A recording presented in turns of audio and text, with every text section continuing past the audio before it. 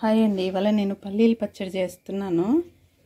Rayalaseema special పల్లీల పచ్చడి చేస్తున్నానండి. అందుకు ఒక కప్పు పల్లీలు తీసుకుని బాగా వేయించుకోవాలి. వేయించుకున్న తర్వాత పచ్చిమిర్చి వేయించుకోవాలి. చింతకాయల పచ్చడి బాగుంటుందండి. ఇలా ఒక 10-15 పచ్చిమిర్చి తీసుకొని తుంపుకోవాలండి, లేకపోతే మొహానికి వచ్చి కొడతాయి. తుంపుకొని ఫస్ట్ ఈ వాటర్ పోయేంత వరకు కొంచెం వేయించుకోవాలి. తర్వాత ఆయిల్ వేసుకోవాలి. ఆయిల్ వేసుకొని ఈ తడి ఉంటే చిట్ట మొహానికి వస్తుంది. స్టవ్ అంతా మీద పడుతుంది ఆయిల్. తర్వాత కొంచెం ఆయిల్ వేసుకోవాలి.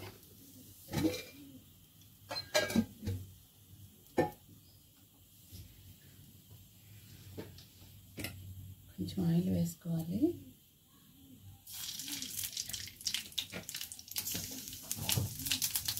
ఈ పచ్చిమిర్చి మాత్రం సిమ్లోనే పెట్టుకొని వేయించుకోవాలండి.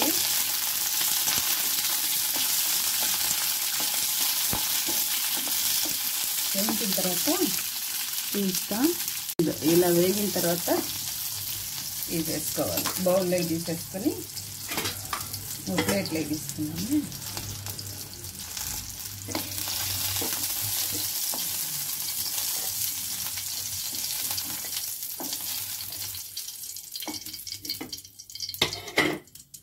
ఇప్పుడు పెద్ద సైజు టమాటాలు 2 టమాటాలు వేస్తాం.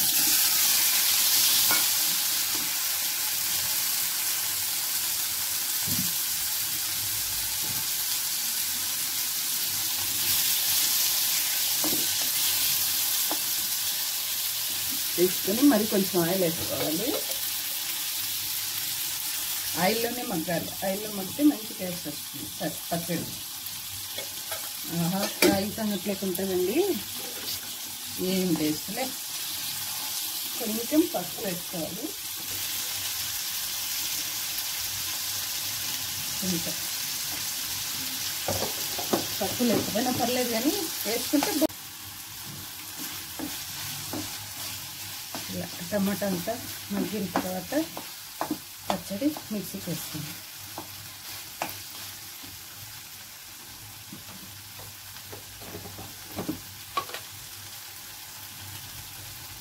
దీంట్లోకి ఒక 1 టీ స్పూన్ జీలకర్ర వేసి వేయించుకుందాం. ఓకేనండి. ఇప్పుడు పచ్చిమిర్చి మిక్సీకి వేసుకోవాలి. మిక్సీ వేసుకొని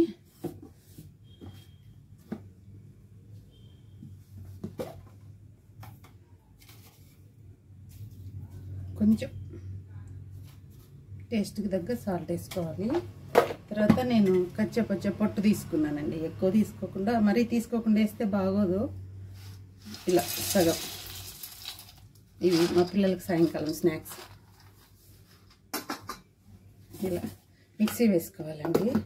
మిక్సీ వేసుకున్నాక చూపిస్తాం. ఇలా వేసుకున్న తర్వాత చింతపండు వేసుకోవాలి.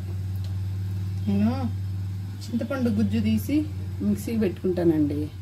ఫ్రిడ్జ్లో డబ్బాలో ఎత్తి పెట్టుకుంటాను. ఏంటో అన్నీ ఇలా అయిపోతున్నాయి. 1 స్పూన్ ఫుల్గా 1 స్పూన్ చింతపండు వేసుకొని తర్వాత టమాటా వేసుకోవాలి. అలా గుజ్జు తీసి పెట్టుకుంటే మనకు టైం సేవ్ అవుతుంది. ఇలా టమాటా వేసుకొని మిక్సీ వేసుకోవాలి.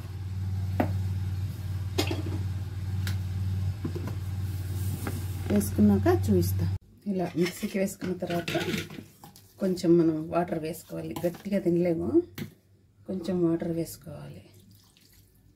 వాటర్ వేసుకొని మిక్సీకి మళ్ళీ ఒకసారి ఒక తిప్పుడు తిప్పుకోవాలి.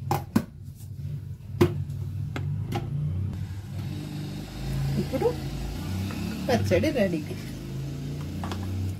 ఇప్పుడు ఒక బౌల్లోకి తీసుకోవాలి.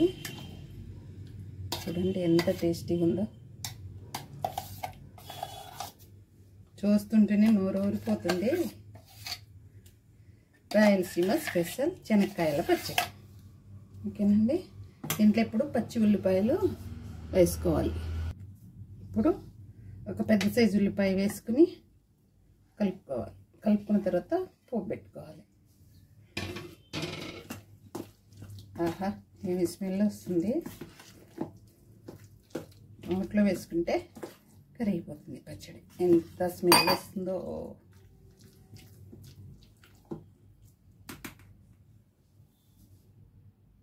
పచ్చడి పోబెట్టుకుందాం. ఇప్పుడు కడాయి తీసుకొని కొంచెం ఆయిల్ వేసుకోవాలి. శనక్కాయల పచ్చడి అంట. మా అత్త ఇల్లూరు సైడ్ అయితే చింతపండు పచ్చడి అంటారండి ఈ పచ్చడిని. మా అత్త ఇల్లు కడప డిస్టిక్ అండి, మా అమ్మలది అనంతపురం డిస్టిక్ అండి. అలా అంటారు, ఎన్ని రకాలుగానో అంటారు ఈ పచ్చడిని. ఇప్పుడు కరివేపాకు వేసుకొని వేయించుకొని పోపులే పచ్చళ్ళకి వేసుకొని తిరగబోస్తుంది.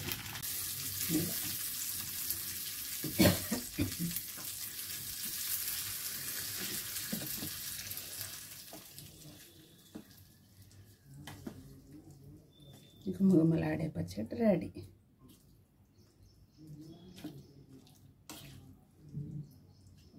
ఓకేనండి, పచ్చడి రెడీ అయిపోయింది. మీరు కూడా ఒకసారి ట్రై చేసి ఎలా ఉందో నాకు ఒకసారి కామెంట్ చేయండి. ఉంటానండి, బాయ్ అండి.